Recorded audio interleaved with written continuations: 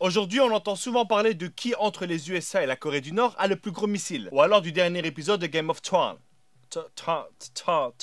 Mais il se passe un truc bien plus important dans le monde, vous l'aurez compris, aujourd'hui on va parler du Congo. Et donc quand je parlerai de Congo, je parle évidemment de la République démocratique du Congo. Le Congo est le deuxième pays le plus riche au monde, et je te jure ce n'est pas une blague, mais malheureusement vu que les Congolais ne bénéficient pas de leurs propres ressources, bah du coup c'est le deuxième pays le plus pauvre du monde. Aujourd'hui ce qui se passe au Congo c'est complètement la folie. C'est scandaleux mais t'es pas prêt. Je dis aujourd'hui mais ça fait quand même un bon moment que ça dure. Tout ça a commencé avec l'ancien roi de Belgique aka Léopold II et la conférence de Berlin. Et le concept de cette conférence est tellement dingue que j'ai été vérifié pratiquement 100 fois pour être sûr que c'est pas un fait ou une légende. C'était une conférence où il y avait une énorme carte de l'Afrique, plein de pays occidentaux, tu sais, des mecs avec des grandes moustaches, et chacun choisissait une partie de l'Afrique. Chacun prenait ce qu'il voulait de ce continent dans le plus grand des calmes airs. Et évidemment sans demander quoi que ce soit aux Africains. Et à ce moment-là, t'as Léopold II qui dit « Bon, personne veut le Congo ?» C'est bon, je le prends. Je sais pas si tu te rends compte, hein, mais à lui tout seul, il a décidé de prendre tout le Congo. Et là, t'es en train de te dire, ah, je comprends. Et donc, le Congo appartenait à la Belgique à ce moment-là. Non! Il était roi des Belges, mais ça n'appartenait pas à la Belgique. Ça appartenait à Léopold lui-même. D'un côté, il avait son boulot de fonctionnaire de roi, et de l'autre, il avait sa petite épicerie de 2 millions de kilomètres carrés. Et c'est exactement à partir de ce moment-là que tout est parti en vrille au Congo. Il a commencé par mettre des entreprises pour prélever le caoutchouc, mais quand il avait besoin de terre qui malheureusement appartenait à d'autres êtres humains, les négociations elles étaient super simples. Je te donne 3 vélos, une casserole et tu me donnes ta terre. Et évidemment si la personne d'en face refusait, c'était encore plus simple. Tu me donnes ta terre ou je te prends la vie. Et avec ses explorations, ses exportations, cette envie de richesse, il a à lui seul décimé pratiquement 15 millions de personnes. Ce qui représentait à l'époque quand même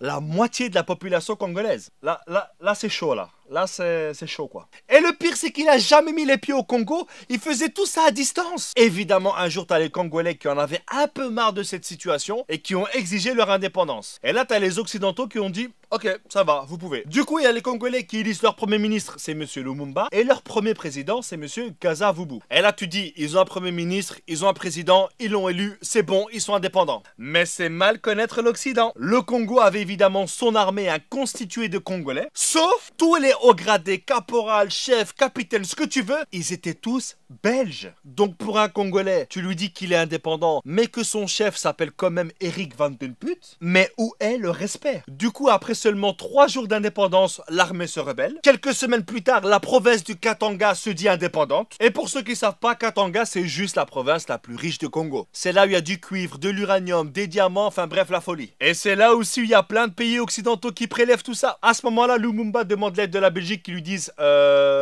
non. Mais en même temps, les rebelles qui voulaient que Katanga soit indépendante, eux, ils étaient soutenus par la Belgique. Et on se demande bien pourquoi, mais évidemment ceci ça ne nous regarde pas. Donc en gros, leur indépendance, elle a duré max 48 heures. Lumumba, qui n'était pas trop d'accord sur ce qui se passe au Congo, a demandé à la Belgique et à d'autres pays d'arrêter de voler leurs richesses. Et devinez quoi? Il a été tué. Mais ça, on commence à avoir l'habitude. Et l'officier qui a fait ça, il a gardé les dents de Lumumba dans son jardin, histoire de garder des preuves pour dire c'est moi qui l'ai fait. Ensuite, il y a eu Mobutu, et ensuite, il y a Kabila père, qui, entre parenthèses, lui aussi s'est fait tuer dans des circonstances.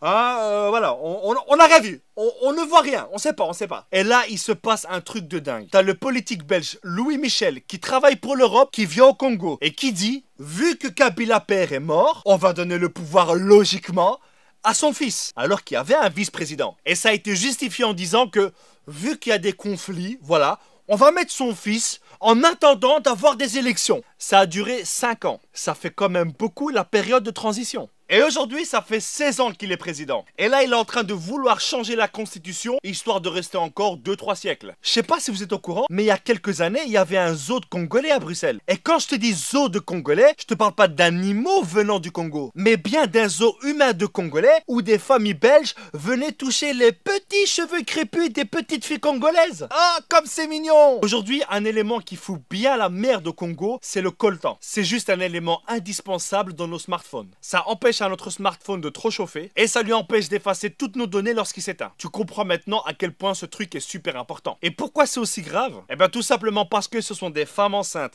des enfants, des hommes qui sont payés 2 € par jour pour extraire ce précieux minerai. Et il y a des millions de personnes qui meurent à cause de ça. Et tous les fabricants de smartphones, d'ordinateurs, de tablettes utilisent le coltan congolais. Et ce coltan qui pourrait faire vivre tout le Congo est sorti illégalement vers le Rwanda qui le réenterre pour qu'ils puissent dire on est les premiers producteurs de coltan au monde.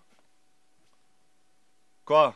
Tu commences à sentir comment elle pue cette histoire? On se demande bien à qui ça doit profiter tout ça. Aujourd'hui, ce magnifique pays qu'est la République démocratique du Congo est gouverné par des États, par des entreprises qui pensent que ce pays est un portefeuille. Et actuellement, il y a un génocide qui a déjà fait plus de 6 millions de morts, perpétué par des rebelles financés par des multinationales pour pouvoir piller le sol congolais. On est tous liés indirectement au Congo par nos smartphones. C'est vrai que cette vidéo ne va rien changer. Et là, il y a plein de personnes qui vont dire mais pourquoi est-ce que tu l'as fait alors? Bah parce que seulement le fait de savoir ce qui se passe là-bas, c'est déjà un pas qu'on fait. Et un petit pas en avant dans ce monde, aussi petit soit-il, c'est quand même le signe qu'on avance. Donc les amis, je vous invite à partager un maximum cette vidéo. Il faut que les gens soient au courant de ce qui se passe là-bas. Que les gens sachent ce qui se passe au Congo aujourd'hui, et d'ailleurs depuis des décennies, et sous l'indifférence générale. Merci à tous, et que Dieu bénisse la République démocratique du Congo.